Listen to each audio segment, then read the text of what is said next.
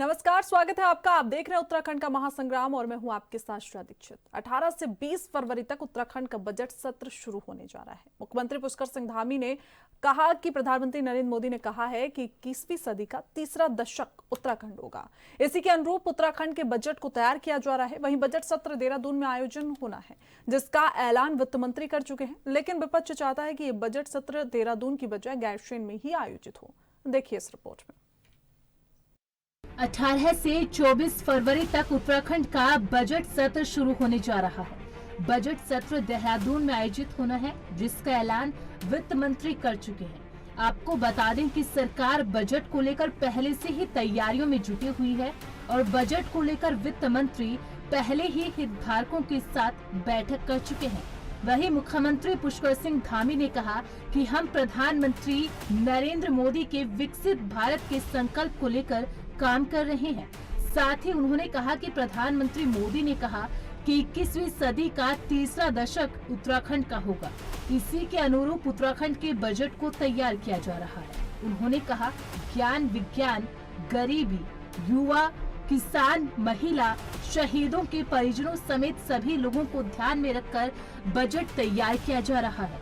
उन्होंने कहा कि बजट बेहतर हो, इसको लेकर सरकार काम कर रही है। यह बजट सभी के लिए सर्वस्पर्शी और सर्वग्राही होगा। उत्तराखंड देश का श्रेष्ठ राज्य बने, इसको देखते हुए बजट तैयार किया जा रहा है। इस बजट में सभी लोगों को सभी प्रकार से लाभ मिलेगा। नहीं, हमारा बजट हमेशा आम जनता को समर्पित होता है। हमारे आदरणीय प्रधानमंत्री जी का जो विकसित भारत का संकल्प है और प्रधानमंत्री जी के मुंह से निकले हुए शब्द की 21वीं सदी का तीसरा दशक उत्तराखंड का दशक होगा, उसके अनुरूप हम बजट बना रहे हैं, जिसमें हमने ज्ञान के रूप में गरीब, युवा, किसान, महिला सभी को प्राथमिकता देंगे, युवाओं को देंगे और उस दिशा में हमारा काम चल रहा है। क्योंकि बीच में हमारे यहाँ पर निकाय के चुनाव थे, इस कारण से बहुत सारी चीज़ें आप सब तक नहीं पहुँच पाई, लेकिन हम लोग अंदर अंदर काम कर रहे हैं। बजट अच्छा बनेगा और सभी के लिए सर्वस्पर्शी भी होगा, सर्वग्राही होगा, हर एक क्षेत्र को आगे लाने वाला होगा। उत्तराखंड हिंदुस्तान का श्रेष्ठ राज्य बने, इस प्रकार का बजट इस बार आएगा। आपको बता दें कि वित्त मंत्री के द्वारा देहरादून में बजट सत्र आयोजित करने के ऐलान के बाद विपक्ष बिफरा नजर आ रहा है। विपक्ष चाहता है कि ये बजट सत्र देहरादून की बजाय गैरसैंण में आयोजित हो। उत्तराखंड कांग्रेस अध्यक्ष करण माहरा का कहना है कि विधानसभा चुनाव से पहले बीजेपी ने माइलेज लेने के लिए गैरसैंण को ग्रीष्मकालीन राजधानी घोषित कर दिया, मगर चुनाव संपन्न हुए 3 साल का समय बीतने वाला है। इसके बावजूद यदि गैरसैंण में कोई काम नहीं हुआ तो इसकी समूची जिम्मेदारी सरकार की बनती है। माहरा ने सवाल उठाया कि कोई न कोई बहाना बनाकर सरकार गैरसैंण में सत्र कराने से बचती आई है। कभी 4 धाम यात्रा का बहाना करके सरकार गैरसैंण में विधानसभा सत्र नहीं करा पाई, तो कभी पेपरलेस जैसी तकनीकी बहाना बना दिया गया। बारे में क्या कहना है आपका? देखिए, हमारे यहाँ बजट सत्र की तिथि निर्धारित हो गई है। ये बजट सत्र 18 फरवरी से लेके और 24 फरवरी के बीच में होगी और ये सत्र हम लोग देहरादून में आहूत कर रहे हैं, क्योंकि आप जानते हैं कि गैरसैंण में जिस प्रकार की हमारी एक भावना थी, लेकिन वहाँ चूँकि आजकल काम चल रहा है, माननीय अध्यक्षा जी ने भी कहा था कि वहाँ काम के कारण दिक्कत आ सकती है, तो इसलिए सत्र जो हम लोग देहरादून में आहूत करेंगे और ये सत्र बजट सत्र होगा। ये बहुत महत्वपूर्ण सत्र होता है। देहरादून में होने जा रहा है। देखिए, अफसोसजनक है और मैं बार बार कहता हूँ, बीजेपी के दिमाग में चुनाव और चुनाव के परिणाम के अलावा कुछ नहीं है।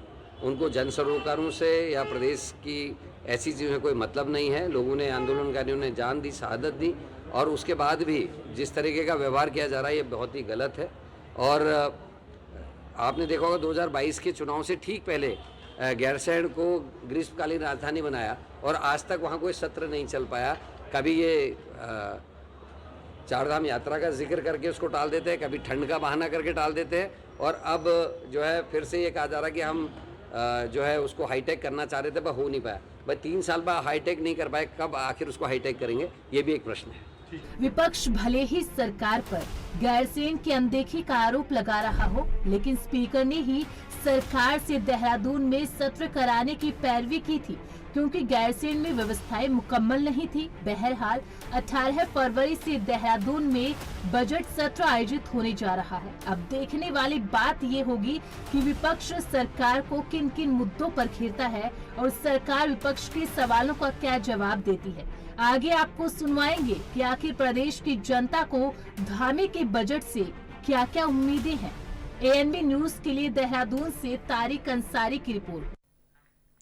बहरहाल 18 फरवरी से बजट सत्र देहरादून विधानसभा में आयोजित होना है और जनता को धामी सरकार के इस बजट से काफी आस है। प्रदेश के लोग चाहते हैं कि धामी सरकार का ये बजट युवाओं और महिलाओं पर केंद्रित रहे और प्रदेश के रोजगारों को रोजगार देने वाला हो। आगे आपको सुनवाते हैं कि आखिर प्रदेश की जनता आगामी बजट किस तरह का चाहती है और किस प्रकार का बजट जो है धामी को इस बार पेश करना चाहिए। माननीय पुष्कर धामी जी जितनी भी योजनाएं ला रहे हैं वो जनता को ध्यान में रख के ही अपनी योजनाएं बना रहे हैं। तो जिस तरह से यहाँ पर इस टाइम पर पर्यटन एक मूल कार्य है, तो उसकी ओर यहाँ पर आपने देखा होगा बहुत सारी योजनाएं सरकार के द्वारा प्रदत्त हैं जिससे अपने युवा रोजगार की बढ़ रहे हैं। इसी तरह से अपने अन्य भी जो रोजगार पूरक पर्यटन के क्षेत्र हों उनको विकसित करने के लिए सरकार ने उसमें अधिक ध्यान देना चाहिए और स्वरोजगार की ओर यहाँ का युवा बढ़े इसकी ओर भी सरकार ने ध्यान देना चाहिए। और मुझे लगता है कि माननीय पुष्कर सिंह धामी जी के नेतृत्व में युवा प्रदेश युवाओं के लिए ही अग्रसर रहेगा, ऐसा मेरा मानना है। क्या नाम है आपका? मेरा नाम मोना शर्मा है। आने वाला बजट है, आप क्या सुझाव देना चाहते हैं सरकार को? जो बजट आ रहा है उससे महिलाओं को असर तो होता ही है क्योंकि महिलाएं रसोई को भी संभालती हैं। तो आप देख ही रहे हैं कि सिलेंडर कितना दिन प्रतिदिन महंगा होता जा रहा है। तो हम चाहेंगे कि जो घरेलू सामान है जिससे हमारी रसोई प्रभावित होती है तो उन पर कुछ असर हो कि उनको थोड़ा सा उनकी महंगाई थोड़ी कम हो। और बाकी महिलाओं के लिए और बच्चों की शिक्षा के लिए कुछ ऐसी योजनाएँ आएँ जो उनके शिक्षा के लिए सहयोग करें। तो ऐसा इतना तो कम से कम आए कि बच्चों की शिक्षा में सहयोग मिल सके। फीस भी स्कूलों की महंगी हो रही है कि कुछ सरकारी स्कूल जो प्राइवेट स्कूल है उनकी भी फीस पे थोड़ा थोड़ा कुछ ध्यान दिया जाए कि कुछ कम हो। नाम है भाई साहब? शर्मा। भाई साहब, आने वाले समय में सरकार बजट पेश करेगी, किस तरह का बजट आप चाहते हैं? किस सरकार से क्या उम्मीद है आपकी? सरकार से ये उम्मीद है कि वैसे तो धामी जी बहुत अच्छे हैं और इनको सराहनीय कार्यक्रम है और हमारे महिलाएं हैं, बच्चे हैं। आज तो ये तुम्हारा उज्ज्वला फैसला है और आपका गरीबों के लिए घर है, उनके मकानों के लिए थोड़ा सा और गरीबों को देखते हुए गरीबों के लिए ये करना है। मुझे लगता है कि बहुत ही अच्छा काम करेंगे, सराहनीय कार्य करेंगे और गरीबों के लिए जो है ज़्यादा से ज़्यादा महिलाओं के लिए और शिक्षा में एक जो है उनके लिए बहुत जरूरी है। जो शिक्षा में अच्छा करेंगे तो इससे बजट में राहत मिले, स्वास्थ्य में राहत मिले, स्वास्थ्य के लिए और ऐसी अपेक्षा है। अच्छा ही बजट है, अच्छा बजट है और गरीबों के लिए जो है ज़्यादा से ज़्यादा उसमें उनको लाभ लगता है कि इस बार का बजट विशेषकर महिलाओं और युवाओं पर केंद्रित होना चाहिए और सरकार द्वारा कुछ ऐसी योजनाएं भी लाई जाए जिससे थोड़ा बेरोजगारी कम हो और युवाओं ने जिन सपनों को देखते हुए इस राज्य का गठन किया था वो उनके सपने साकार हो सके। और मुझे उम्मीद है कि सरकार इस पर पूरा ध्यान देते हुए इसी तरीके का बजट लाएगी। फिलहाल 18 फरवरी को उत्तराखंड में बजट सत्र शुरू होने वाला है, लेकिन उसको लेकर विपक्ष लगातार हंगामा करती हुई नजर आ रही है और कई सवाल सत्ता पर लगा रही है। और इसी पूरे मामले पर चर्चा करने के लिए हमारे साथ कुछ खास मेहमान हमारे साथ जुड़ गए हैं, जो कि संजीव वर्मा प्रदेश प्रवक्ता बीजेपी से, सोनिया आनंद रावत नेता कांग्रेस से और साधना वर्मा वरिष्ठ पत्रकार हमारे साथ जुड़ चुकी हैं। और सबसे पहले मैं संजीव वर्मा जी आपके पास आऊंगी कि जो कांग्रेस है वो बहानेबाज बता रही है, कह रही बार बार कुछ ना कुछ ऐसा मुद्दा उठा देते हैं, कभी 4 धाम यात्रा का बहाना बता देते हैं तो कभी पेपरलेस जैसा तकनीकी का बहाना आप लोग बना के गैरसैंण में बजट सत्र आयोजित नहीं कर रहे हैं। देखिए, जनता का बजट जनता के लिए जिस प्रकार से हमारी सरकार ने निर्णय लिया है कि इस बजट में हम जनता से उनके सुझाव, उनके विचार आमंत्रित कर रहे हैं। जनता किस प्रकार का बजट चाहती है, उसमें क्या क्या प्रावधान वो चाहती है, क्या क्या उसके अंदर होना चाहिए, तो उन तमाम चीजों का समावेश करते हुए हम लोग हमारी सरकार इस बार बजट बनाने जा रही है। और समाज के सभी वर्गों से इसमें सुझाव आमंत्रित किए गए हैं। सबका साथ सबका विकास के एक मूल मंत्र के साथ हम इस बजट को लाने जा रहे हैं, जिसमें गरीब को गरीबी से बाहर करने के लिए और उसका जीवन बेहतर बनाने के लिए उस दिशा में हम लोग इस बजट में तमाम तरह के प्रावधान भी करेंगे। इस प्रकार का ऐसा संभावित भी है। स्वास्थ्य व्यवस्था बेहतर हो, इलाज व दवाएं सस्ती हो, इस दिशा में भी सरकार महत्वपूर्ण कदम उठा रही है और आगे इसमें और भी ज्यादा मैं सोचता हूँ काम सरकार करने जा रही है। अभी दून मेडिकल कॉलेज में MRI CT स्कैन की कीमतों में 40% तक की कटौती की गई है। अन्य जांचों में 75% तक की कटौती की गई है। यह हमारे गरीब जनता को स्वास्थ्य सेवाओं में एक बड़ी राहत देने का काम सरकार के द्वारा किया गया है। जिस प्रकार से केंद्रीय बजट की तर्ज पर जहां गंभीर बीमारियों की दवाओं पर भारी कटौती की गई, सरकार बड़ी राहत देने की दिशा में आगे बढ़ रही है और मैं सोचता हूँ इसी प्रकार की छाप केंद्रीय बजट की में जिस तरह के प्रावधान आए हैं, जिस प्रकार की सुविधाएं केंद्र बजट में आई हैं, उसकी एक छाप हमारा जो राज्य का बजट आने वाला है उसमें भी परिलक्षित होंगी।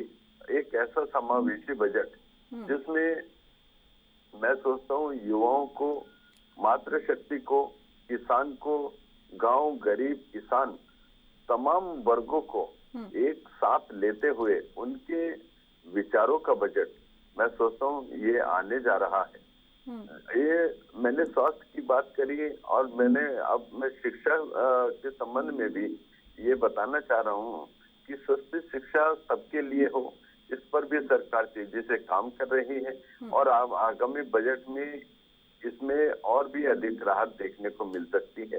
शिक्षा रोजगार परक हो, औद्योगिक विषयों को पाठ्यक्रम में हम इसमें सम्मिलित करने जा रहे हैं, जिससे रोजगार में और अधिक वृद्धि होगी और स्वरोजगार के नए साधन संसाधन उपलब्ध हो। इसके लिए सरकार बहुत तेजी से काम कर रही है और सरकार का विशेष तौर से स्वरोजगार को बढ़ाने की दिशा में मैं सोचता हूँ जो लगातार काम हो रहा है, सरकार का विशेष फोकस राज्य में जो हमारा युवा है उसको स्वरोजगार के नए नए अवसर प्रदान करने का है और उस दिशा में सरकार लगातार काम कर रही है। जिस प्रकार से उत्तराखंड का विकास और इंफ्रास्ट्रक्चर की जो परियोजनाएं उत्तराखंड में इस समय गतिमान है, उनमें और अधिक तेजी के साथ हम लोग और आगे बढ़े, इसके लिए भी सरकार लगातार काम कर रही है और बजट में मैं सोचता हूँ इसमें भी कुछ इस प्रकार की नई नई योजनाएं और प्रावधान इसमें प्रस्तावित होने की संभावना हम इसमें मान सकते हैं। और माननीय मुख्यमंत्री श्रीमान पुष्कर सिंह धामी जी, जिनकी स्पष्ट सोच, दृढ़ इच्छा शक्ति के वो धनी है, मजबूत इरादों के साथ एक आत्मनिर्भर उत्तराखंड और नंबर 1 उत्तराखंड विजन 2025, जिन्होंने कहा था कि उत्तराखंड 2025 में आत्मनिर्भर स्टेट बने और उत्तराखंड देश का सर्वश्रेष्ठ राज्य बने। एक ऐसा चमकता दमकता उत्तराखंड विकास की नई इबारत लिखता हुआ, एक नई ऊंचाइयों को छूता हुआ देश का सर्वश्रेष्ठ राज्य बनने की दिशा में जो माननीय मुख्यमंत्री जी लगातार काम कर रहे हैं, नए नए कीर्तिमान स्थापित करने की दिशा में हमारी जो सरकार लगातार आगे बढ़ रही है। ऐसा अपना उत्तराखंड जहां पर स्टेट GDP को दोगुना करने की दिशा में हम लोग लगातार आगे बढ़ रहे हैं और मैं सोचता हूँ जो हमारा आने वाला बजट है इसमें स्टेट GDP को भी बढ़ाने में इसमें मदद मिलेगी और प्रति व्यक्ति आय में भी मैं सोचता हूँ इसमें वृद्धि होगी। जब युवा सशक्त होगा, किसान सशक्त होगा, हमारा गांव गरीब किसान और सभी लोग सशक्त होंगे तो उत्तराखंड अपने आप सशक्त होगा, उत्तराखंड अपने आप आत्मनिर्भरता की दिशा में मैं सोचता हूँ बहुत आगे बढ़ेगा। इस प्रकार का बजट तमाम वर्गों के उनका जो हमने सुझाव आमंत्रित संजीव जी, मुझे ऐसा लग रहा है कि जो मैंने सवाल आपसे पूछा था आप मेरा सवाल समझ नहीं पाए। आप बजट के बारे में बता रहे हैं, उस पर भी हम चर्चा कर लेंगे। सवाल ये है कि कांग्रेस आरोप लगा रही है कि आप लोग बहाने बनाते हैं, गैरसैंण में क्यों नहीं बजट सत्र आयोजित किया जाता है? जी देखिए, कांग्रेस पार्टी के पास बोलने के लिए जब कुछ होता नहीं तो ये इस प्रकार के अनर्गल बयानबाजी करते हैं, क्योंकि कांग्रेस पार्टी शुरू से ही नेगेटिव राजनीति करती रही है। तो अब जिस प्रकार से हमने कहा था गैरसैंण ग्रीष्मकालीन राजधानी है और ग्रीष्मकालीन जितने भी बजट होते हैं वो हम अमूमन गैरसैंण में ही आमंत्रित करते हैं।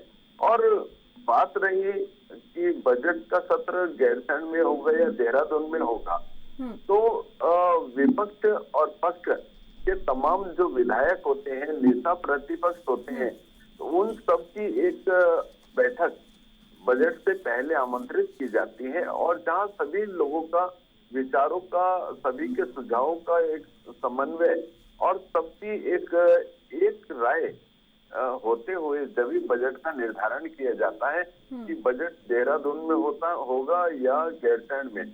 उस समय जिस समय बैठक होती है, जब प्रतिपक्ष के जो तमाम नेता बैठते हैं बैठक में, वहां पर वो लोग अपनी सहमति देते हैं और सड़क पर कांग्रेस पार्टी लगातार शोर मचाती है।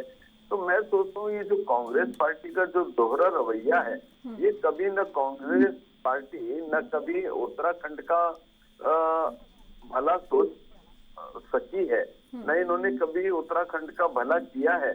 और इनको जब भी मौका मिलता है ये उत्तराखंड को डिफेम करने का काम करते हैं। अभी आप देखें, राष्ट्रीय खेल उत्तराखंड में पहली बार हो रहे हैं। आपको अप्रिशिएट करना चाहिए माननीय मुख्यमंत्री जी के सराहनीय कदम का, भारतीय जनता पार्टी की सरकार का। आपको भी डबल इंजन की सरकार बनने का यहाँ पर सौभाग्य मिला था, किंतु आपने कभी भी ऐसी कोई पहल न अपनी ओर से करी, न आपके जो केंद्रीय नेतृत्व है उसने कभी इस प्रकार की पहल करी। हमारी सरकार लगातार उत्तराखंड कैसे आगे बढ़े, कैसे देश का सर्वश्रेष्ठ राज्य बने, उस दिशा में लगातार हम लोग काम कर रहे हैं। और मैं सोचता हूँ, देखिए कांग्रेस पार्टी न तो विकास की कभी इनके पास सोच थी, न इनका पास विकास का कोई रोड मैप है। और हम जब भी हमारा सरकार का जो मूल मंत्र है सबका साथ सबका विकास, हम जब कोई अपनी नीति का निर्धारण करते हैं इसी मूल मंत्र को ध्यान में केंद्रित करते हुए करते हैं। जबकि कांग्रेस पार्टी जब इनकी केंद्र में सरकार थी 2004 से 14 तक, इनके माननीय प्रधानमंत्री स्वर्गीय मनमोहन सिंह जी, उन्होंने कहा था देश के संसाधनों का पहला 12% का अधिकार केवल अल्पसंख्यकों का, और उसमें भी विशेष तौर से जोर देते हुए बोले थे कि मुसलमानों का। तो आप तो केवल और केवल तुष्टीकरण की राजनीति करते हैं, जबकि भारतीय जनता पार्टी संतुष्टीकरण की राजनीति करती है। भारतीय जनता पार्टी सबका साथ सबका विकास को की बात करके आगे बढ़ती है। सबका विश्वास के आधार पर हम लोग तमाम निर्णय लेते हैं, जबकि आप केवल और केवल तुष्टीकरण की राजनीति पर आपका पूरा फोकस होता है, पूरा ध्यान केंद्रित होता है।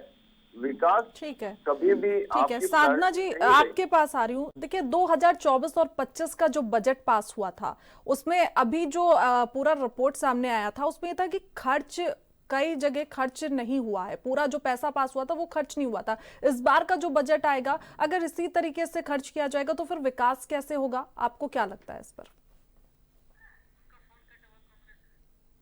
ठीक है साधना जी, आपके पास आएंगे दोबारा, लेकिन उससे पहले सोनिया आनंद हमारे साथ जुड़ी हुई हैं, उनसे बात कर लेते हैं। सोनिया जी, देखिए विकास, रोजगार या अलग अलग जो वर्ग हैं उनको कितना कुछ क्या सरकार इस बार बजट में देगी? आपको ये नहीं लगता है कि ये वाला मुद्दा ज्यादा होना चाहिए, ना कि ये कि गैरसैंण में बजट सत्र आयोजित हो रहा है या फिर देहरादून में? धन्यवाद आपके चैनल के माध्यम से मुझे अपनी बात रखने का अवसर मिला। Thank you. आपको बताना चाहूंगी कि देखिए कहीं ना कहीं उत्तराखंड में जो है कई सारी जो बजट इन्होंने दिया है उसमें कई सारी खामियां सामने आई हैं निकल करके, जो हम कांग्रेस तो सिर्फ उसको प्रदर्शित करने का काम कर रही है, लेकिन मेन मुद्दा ये है कि जो आम जनता जो कह रही है, क्योंकि देखिए यहाँ पर कहीं ना कहीं समाज कल्याण योजनाओं में कमी देखी जा रही है। जो अंतरिम बजट था उसमें कई सारी योजनाएं ऐसी थी जिसको अच्छे तरीके से दिया गया था, लेकिन 2025 और 2026 कहीं ना कहीं सामाजिक कल्याण योजनाओं का बजट बहुत ही जिसे कहते हैं निम्न स्तर का दिया गया, क्योंकि हमारा जो प्रदेश है एक पहाड़ी प्रदेश है और पहाड़ों पर जो है सामाजिक कल्याण योजनाएं काफी बढ़ चढ़कर लोग जो है इसमें हिस्सेदारी लेते हैं, तो कहीं ना कहीं इसमें कमी पाई गई। अब आप आइए कि जिस तरीके से पीएम किसान सम्मान निधि योजना के तहत क्योंकि हमारे यहाँ बहुत सारी महिलाएं किसानी करती हैं, पहाड़ों पे आप एक तरफ तो कहते हैं कि हम लोग जो है पहाड़ों पर लोगों को कह रहे हैं कि आप जैविक खेती कीजिए, आप जैविक उत्पाद लगाइए, उसको मार्केट मिलेगी, लेकिन कहीं ना कहीं देखा जा रहा है कि कृषि क्षेत्र में बहुत सारे लोगों को सुधार की उम्मीद थी, जहां पर कहीं ना कहीं बजट बिल्कुल लो लेवल का पाया गया, जहां पे बजट को बिल्कुल ही लोगों ने एक घोषणा के रूप में बीजेपी ने जो है बजट दिया है। और करों में कटौती की अगर मैं योजना की बात करूं या बाजार सुधार की उम्मीदें थी वहां उस करों में भी, लेकिन उसमें भी कहीं ना कहीं विफल रही है भाजपा सरकार पूरी तरीके से। एक बड़ी चर्चा आपसे जरूर करना चाहूंगी यहाँ पर, जिस तरीके से यहाँ पर हमारे आर्मी ऑफिसर्स बहुत रहते हैं हमारे उत्तराखंड में, अभी हम देश के नहीं उत्तराखंड की बात कर रहे हैं, कहीं ना कहीं आर्मी बैकग्राउंड से लोग जो हैं, चाहे वो लैंसडाउन हो चाहे वो पौड़ी हो, हमारे बड़े बड़े चेहरे जो हैं आर्मी के रिटायर्ड ऑफिसर यहीं पर रहते हैं, उत्तराखंड में रहना पसंद करते हैं। कहीं ना कहीं लोगों ने प्रीमियम LIC को बहुत बड़ा महत्व देते हैं कि भाई LIC की योजना जो हमने प्रीमियम्स करवा रखे हैं उसका हमें लाभ होगा, तो वहां पर एक इन्होंने जो सबसे बड़ा जो एक गलत काम किया है, जो मैं समझती हूँ कि जिसके लिए काफी लोग अब आवाज उठाएंगे, उसको कांग्रेस पार्टी उसके अवसर पर आवाज उठाएगी।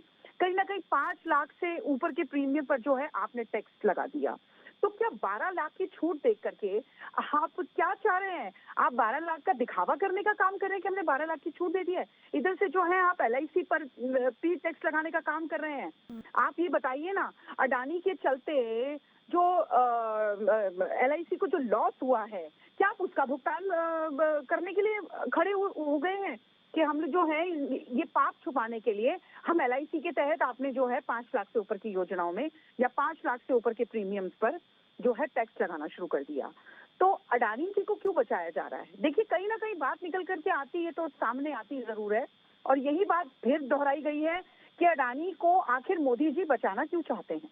ये सबसे बड़ा सवाल है कि कहीं ना कहीं आपने जो है एक उत्तराखंड को तो आप बिल्कुल ले डूबने का काम कर रहे हैं। आप टैक्स का जिक्र तो 51 बार कर रहे हैं, बजट की चर्चा हो रही है, और नेहरू जी का जिक्र और इंदिरा जी का जिक्र भी आप अपने टैक्सेस में कर रहे हैं। क्यों? कहीं ना कहीं आप इसको छुपाने का काम कर रहे हैं। आप टैक्स की जो आपकी खामियां हैं, जो गलतियां आपने की हैं, उसको आप कहीं ना कहीं पर्दा डालने का काम करते हैं, और फिर ले देकर के आप कांग्रेस को जरूर लेपेटना चाहते हैं कि कांग्रेस हर बार बोलती है। अरे भाई, विपक्ष का काम है बोलना, विपक्ष को कोई ना कोई मौका मिलेगा तो विपक्ष बिल्कुल नहीं छोड़ेगा। क्या आप विपक्ष को खत्म करने की प्लानिंग में है, या आप ये चाहते हैं कि विपक्ष बोलना बंद कर दे, मौन हो जाए? तो ऐसा नहीं होने वाला है। विपक्ष उस आवाज को जरूर उठाएगा। जहां पर अगर बजट की चर्चा की बात है, तो मैं ये जरूर कहना चाहूंगी कि उत्तराखंड को कहीं ना कहीं पूर्ण रूप से इन्होंने निराश करने का काम किया है। जी ठीक है संजीव जी, देखिए जो बजट आ रहा है उस पर सोनिया जी का कहना है कि जो बजट पेश किया गया वो पूरी तरीके से उत्तराखंड को ले डूबने वाला बजट है।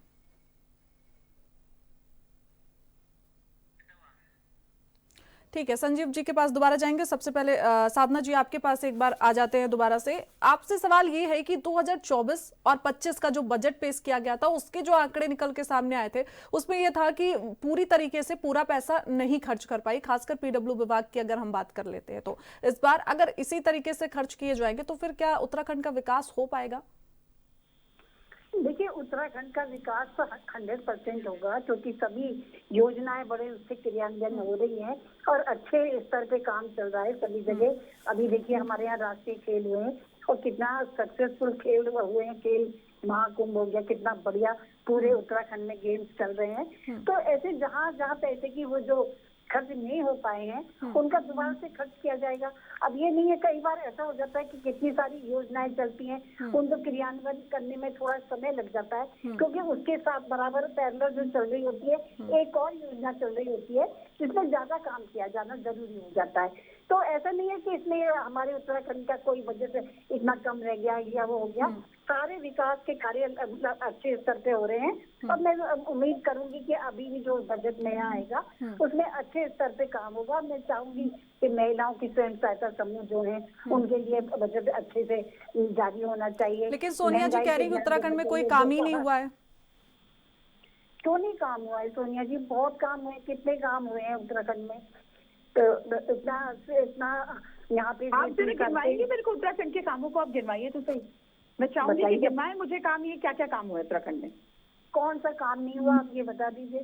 सारी कितनी विकास योजनाएं क्यों? मैं तो आप ही से कह रही हूँ कि आप काम गिनवाइए मुझे कि कौन कौन से काम हुए हैं ऐसे उत्तराखंड में। देखिए सड़कें कितनी बढ़िया बनी है, कहाँ बद्रीनाथ केदारनाथ पहले जाते थे कितनी टूटी फूटी सड़कें हुआ करती थी, और राज्य में देखिए इंटरनेशनल गेम्स हो रहे हैं। मैं आपसे पूछना चाहूंगी कि एनसीईआरटी की रिपोर्ट के अनुसार महिलाओं की सुरक्षा जो है वो और ज्यादा डाउन हुई है, कहीं ना कहीं माइनस में चली गई है। तो मैं आपसे पूछना चाहूंगी कि महिलाओं की सुरक्षा पर आपकी सरकार ने क्या ऐसे काम किए हैं। अंकिता हत्याकांड को जो है हमने आज अंकिता हत्याकांड हम आज तक चिल्ला रहे हैं।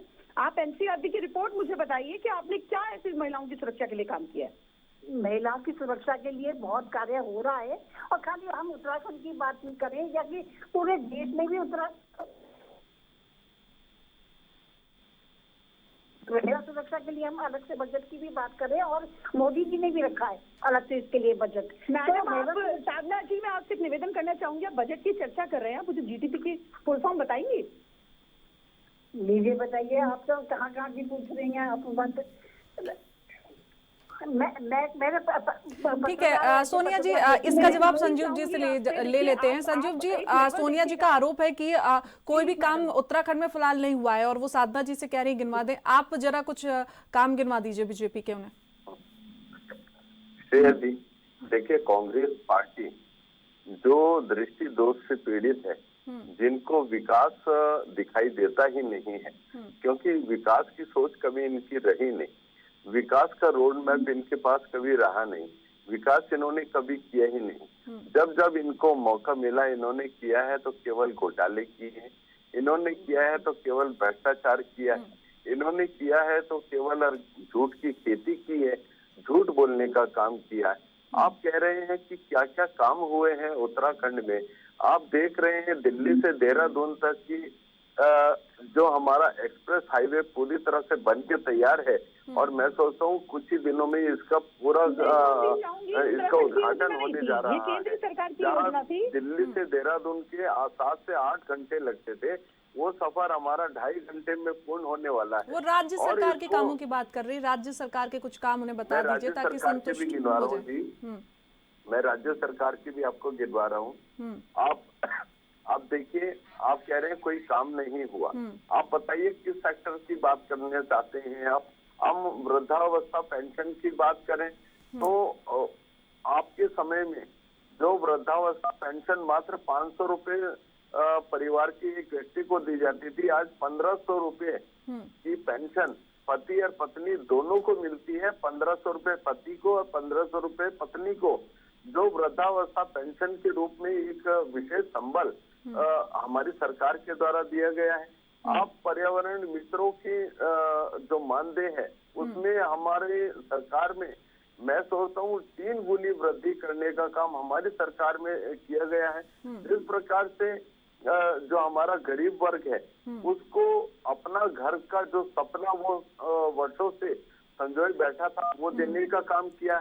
जिस प्रकार से हमारे पर्वतीय जिलों में जो हमारा किसान जो जिसके पास आय के बहुत ही सीमित साधन होते हैं, उसकी आय को वृद्धि करने के लिए उसके प्रोडक्ट को अपनी एक मार्केट दिलाने के लिए जो ग्रोथ सेंटर की अवधारणा हमारी सरकार लेकर आई, उसके ऊपर काम हुआ है।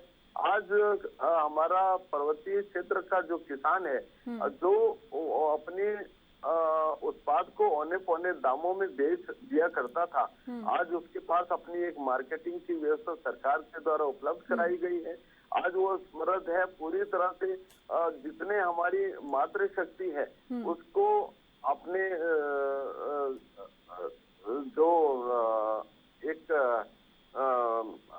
काम का लगातार एक उसमें लोन भी मिल रहा है। लोन के लिए उनको साथ साथ उनके मार्केट जो उत्पाद बना रहे हैं उस जो सरकार में काम आने वाली चीजें हैं उसको सरकार प्रायोरिटी देकर उनसे परचेज कर रही है।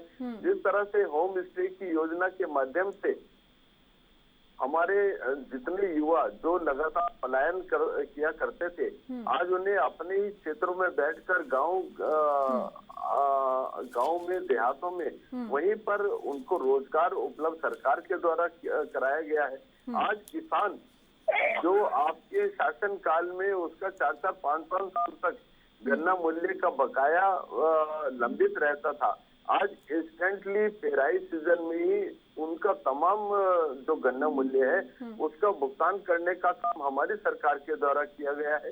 आप अभी किसान की वो सैनिकों की बात कर रहे थे, आप सैनिकों के साथ आपने जो अन्याय किया 40 सालों तक आपने उनकी 1 रैंक 1 पेंशन को लटकाए अटकाए भटकाए रखा। हमारी सरकार के द्वारा 1 रैंक 1 पेंशन देने का काम किया गया। बजट पर चर्चा तो कहीं ना कहीं घुमाया जा रहा है मैडम। हमारे सैनिक शहीद होते हैं उनके परिवार की तमाम देखभाल करने का काम उनके परिवार के एक सदस्य को रोजगार देने का काम। सोनिया जी आपके पास आएंगे क्योंकि अभी थोड़ी देर में वक्त एक छोटे से ब्रेक का।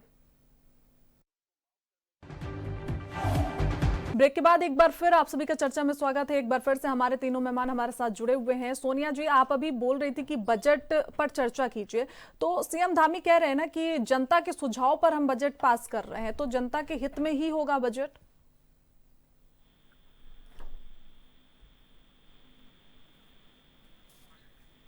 सोनिया जी आवाज पहुंच रही है आप तक? जी जी हाँ, तो अभी आपने जी बिल्कुल आपकी बात से सहमत हूँ। अभी बजट तो देखने वाला होगा, अभी उत्तराखंड में क्या ऐसा नया होने वाला है वो आगे पता चलेगा। लेकिन अपने सहयोगियों से अपने साथियों से एक सवाल जरूर करना चाहूंगी कि जो भाजपा सरकार आदरणीय अटल बिहारी वाजपेयी जी बहुत जोर जोर से कहते थे, हालांकि मैं उनको बहुत ही हमारे आदर्श हैं, वो हमारे जीवन के आदर्श हैं, लेकिन मैंने उनके मुंह से एक बार सुना था कि जैसे जैसे डॉलर बढ़ेगा वैसे वैसे रुपया गिरेगा, हमारा देश गिरेगा।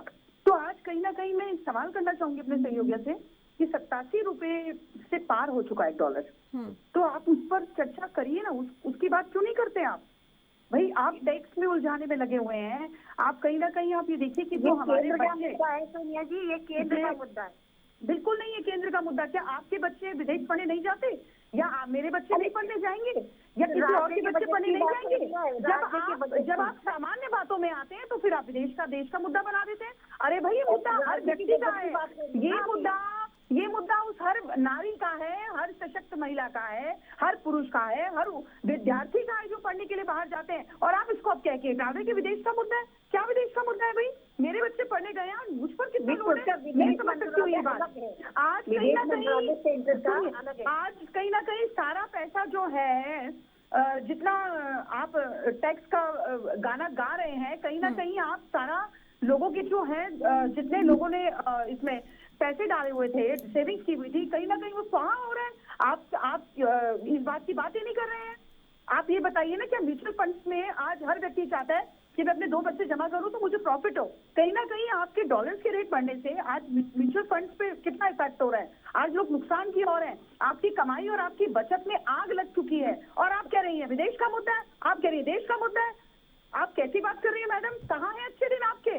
आज मीडिया खाली एक बजट आने से खाली मीडिया विश्वास दिलाने में लगा हुआ है कि बजट जो है एक आम व्यक्ति के हित का बजट है, या आम नागरिक के हित का बजट है। अरे भाई किस बात का गाना गा रही है, किस बात का गाना गाया जा रहा है? एक जगह बजट आता है, आप 200 अखबारों में उसको फैलाने का काम करते हैं, लेख लिखे जा रहे हैं, टैक्स के फायदे टैक्स के नुकसान बताए जा रहे हैं।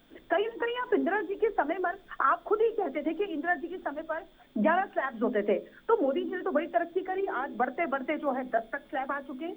मैं बात पर चर्चा करना चाहूंगी, आप बजट पर चर्चा करिए ना, आप क्यों नहीं करना चाहते हैं? आप देश और विदेश के मुद्दे बना दे रहे हैं। मोदी जी जरा बताना बताएं ना।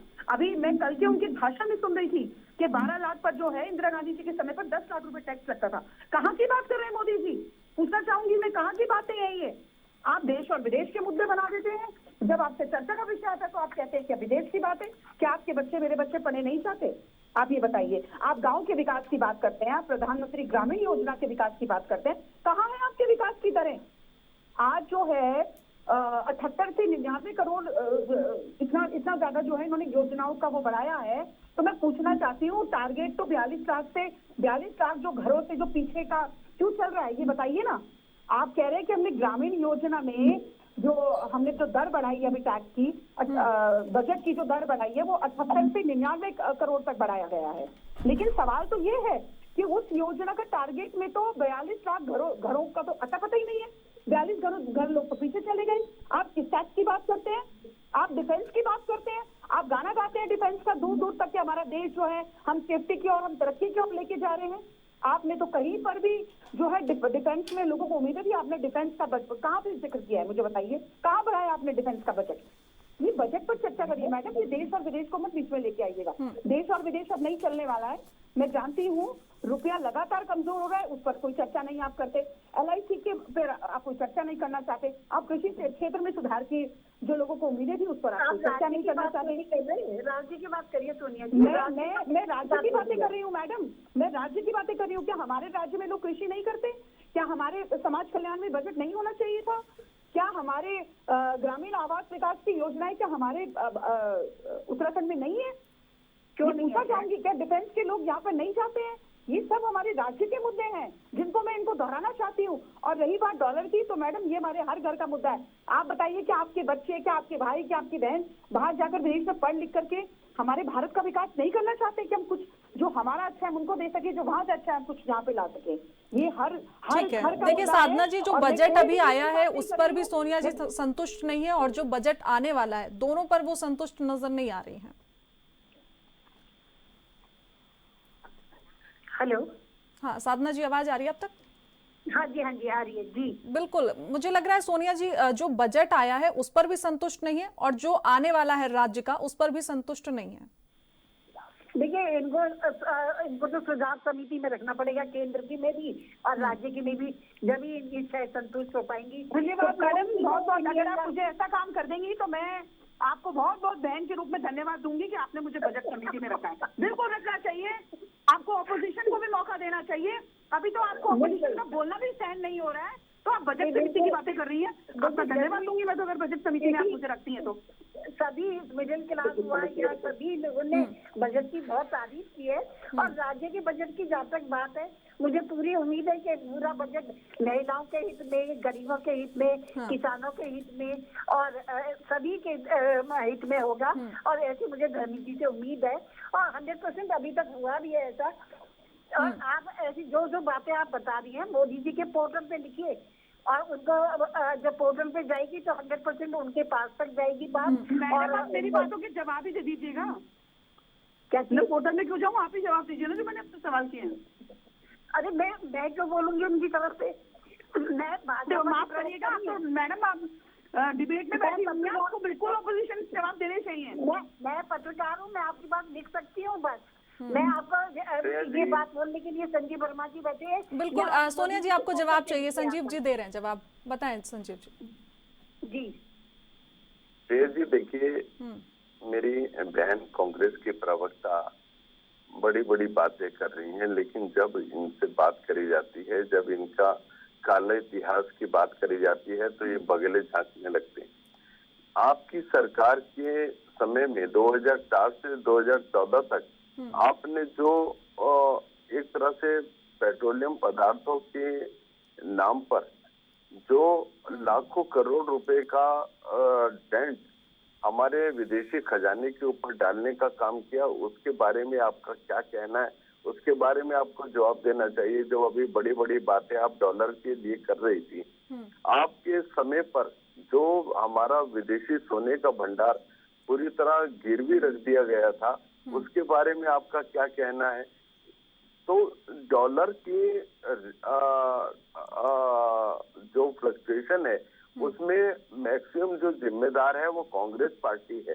अभी आप देखिएगा श्रेय जी, जिस तरह से अभी केंद्रीय बजट आया है, 12 लाख रुपए तक की आय वर्ग को पूरी तरह से टैक्स फ्री की श्रेणी में लाने का काम हमारी केंद्र सरकार के द्वारा किया गया है, जिसकी भूरी भूरी प्रशंसा पूरा देश भर कर रहा है।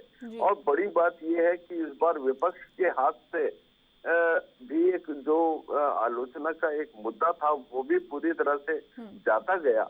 और विपक्ष के भी मैंने इस बार ये पहली बार है कि केंद्रीय बजट की वो आलोचना सोचते रहे कि इसकी हम आलोचना करें तो क्या करें, क्योंकि इस प्रकार का बजट आया है जिसका पूरा देश भूरी भूरी प्रशंसा कर रहा है। अपने माननीय प्रधानमंत्री जी की भी मैं हृदय की गहराइयों से पूरे उत्तराखंड की जनता की ओर से उनका धन्यवाद भी करता हूँ, उनका आभार भी व्यक्त करता हूँ। आप किसान की बात कर रहे थे, 5 लाख रुपए तक की क्रेडिट लिमिट बढ़ाने का काम क्रेडिट कार्ड के माध्यम से हमारी सरकार के द्वारा किया गया है।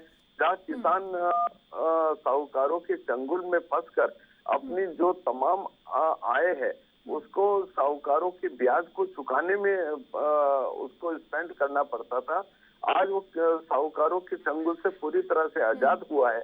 एमएसपी को दाल और दलहन की खेती के लिए और एमएसपी में जिस प्रकार से 2 गुने से लेकर 4 गुना तक वृद्धि हमारी सरकार के द्वारा की गई है और किसानों को तमाम प्रकार की राहत देने का काम भी हमारी सरकार के द्वारा किया गया है। और जिस प्रकार से दिव्य भव्य देवभूमि इस बार भव्य खेल भूमि के रूप में भी पूरे देश भर के सामने जो हमने कीर्तिमान स्थापित किया है वो कांग्रेस को रास नहीं आ रहा है। ये कांग्रेस पार्टी उत्तराखंड को कभी भी उभरता हुआ देखना चाहती नहीं, इनके सीने पर सांप लौटने लगते हैं ये लोग। अभी देखिए जिस तरह से सेना को ऊपर अभी ये लोग आक्षेप लगा रहे थे, सेना को अपमानित करने का काम कर रहे थे। आपके समय पर सेना का पूरा गोला बारूद तक आपने उनको आपूर्ति करने की बजाय अपने घोटालों के ऊपर आपने पूरा अपना पैसा को केंद्रित किया, अपना पूरा ध्यान केंद्रित किया। सेना के जनरल विपिन रावत को आप गली का गुंडा बोलते थे। ये आपकी मानसिकता है, ये आपका विचार है, ये आपका सेना के प्रति मान और सम्मान है।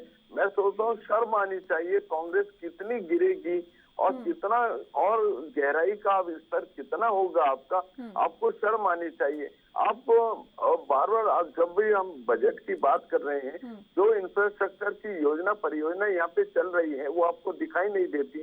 जिस तरह से लगातार हमारी सरकार फल पट्टियों को विकसित कर रही है वो आपको दिखाई नहीं देती। जिस तरह से हमारा पर्वतीय क्षेत्र लगातार खेती के माध्यम से अपनी जीडीपी को डबल करने की दिशा में लगातार आगे बढ़ रहा है, जिस तरह से फ्लोरिकल्चर, हॉर्टिकल्चर और तमाम तरीके की जो खेती के रूप में जो हमारी सरकार उनको आसान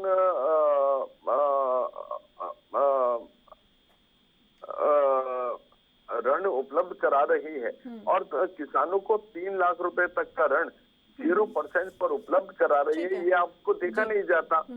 ठीक है साधना जी, देखिए केंद्र के बजट की बात अभी सोनिया जी कर रही थी, तो लेकिन जो बजट पास हुआ है मिडिल क्लास के लिए तो वो बहुत अच्छा बजट माना जा रहा है, फिर भी वो सवाल उठा रही हैं।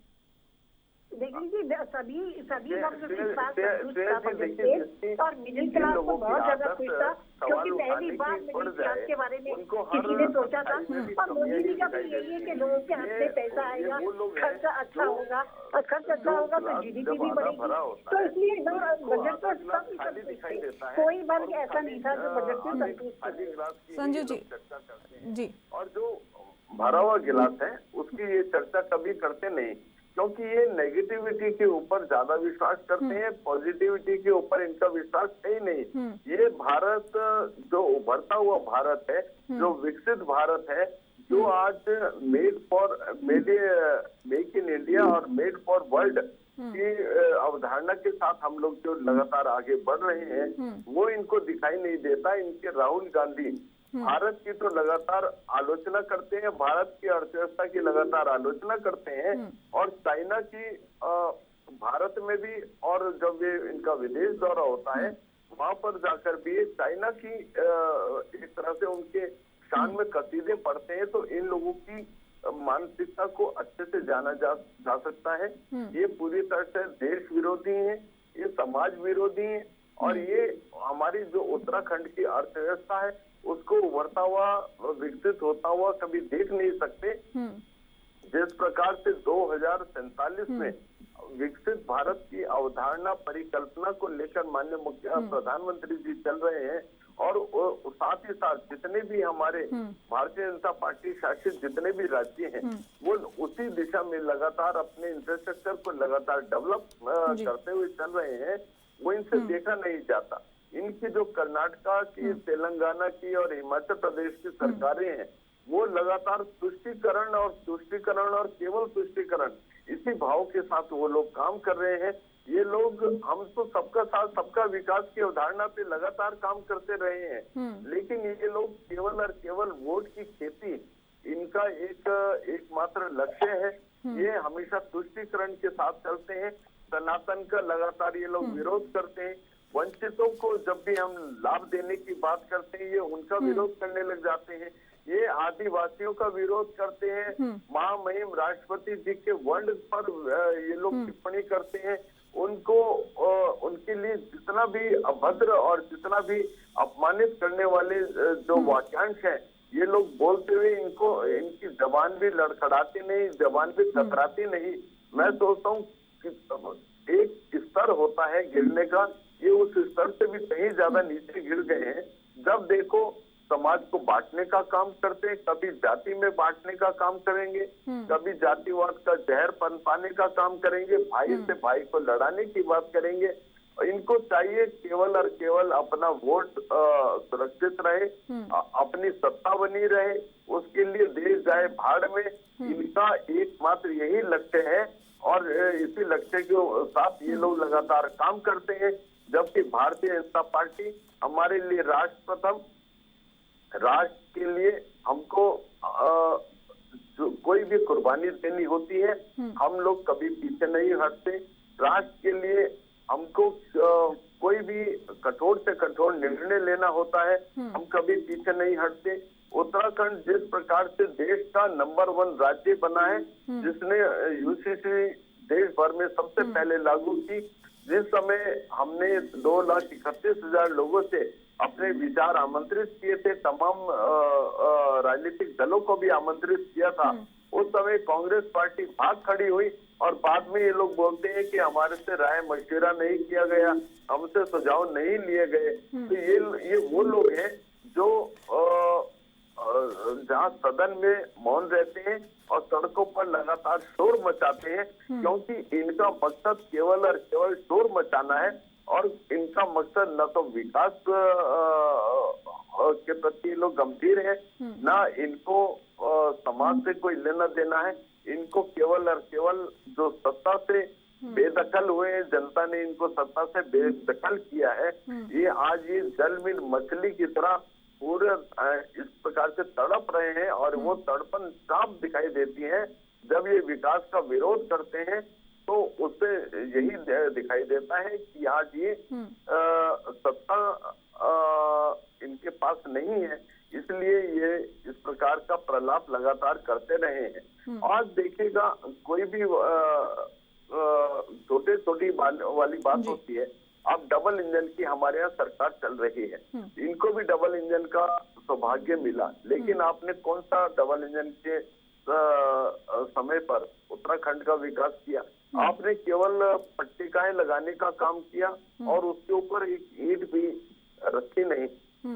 आज भारतीय जनता पार्टी ने अपनी कार्य संस्कृति बदली है। हम जिस रोज किसी कार्य का शिलान्यास करते हैं उसी दिन हम उसके उद्घाटन की तिथि भी निश्चित करते हैं कि इस योजना का उद्घाटन इतनी तारीख को होगा, और जो तारीख निश्चित करते हैं उससे एक सप्ताह पहले ही हम उसका रिबन काटने का भी काम करते हैं। तो संकल्प से सिद्धि तक जो हमारे माननीय मुख्यमंत्री जी का भी एक नारा है, और उस नारे को लगातार वो साकार भी करके दिखाते हैं कि हम जो बोलते हैं वो करते हैं।